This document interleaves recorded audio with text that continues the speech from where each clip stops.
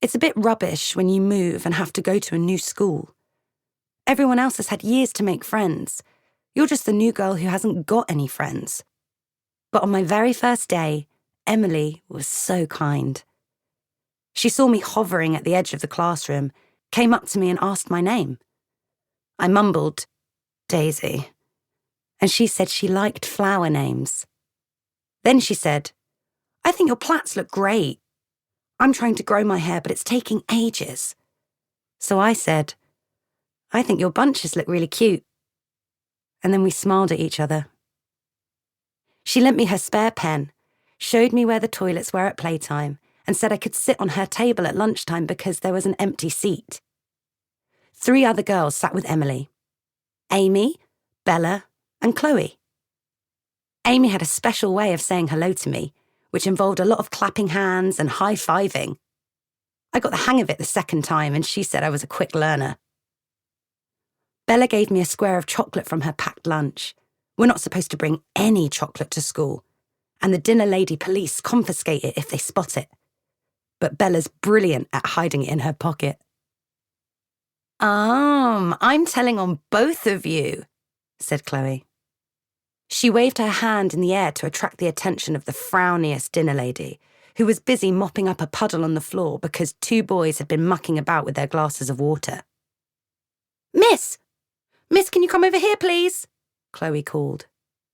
My heart started thumping underneath my new uniform. I'd only been at the school half a day and I was already in trouble. The dinner lady came stomping over, her lips pressed together so tightly her mouth disappeared. I thought I was definitely in for it, and poor Bella. But Chloe simply looked up at the dinner lady, opening her eyes wide and giving her a sweet smile. Sorry to trouble you, miss, but the new girl wants a drink of water, though she's too shy to ask, said Chloe, quick as a flash. The dinner lady tutted. You just fetch yourself a glass from that table on the side, silly, she said, and went back to mopping. Chloe giggled. Your faces, you two, she said. I was only joking. Better give me the rest of your chocolate, though, Belle, or I might tell.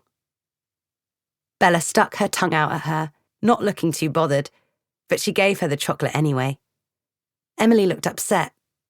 She didn't say anything, but she felt for my hand under the table and gave it a little squeeze. Sorry about that. Chloe likes to play jokes, she muttered to me when we went out into the playground. She doesn't really mean to be horrid. Yes, she did. Chloe was clearly the boss, and worst of all, Emily was clearly her best friend. We were this awkward fivesome for a while. Amy and Bella and Emily and Chloe and me. It was sheer bliss when Chloe was off school for a week with flu. It was probably just a sniffle. Chloe's parents are always fussing over her, especially her dad. I was free to be proper friends with Emily. We liked doing exactly the same things. We loved reading and making up our own stories and colouring. We told each other our secrets.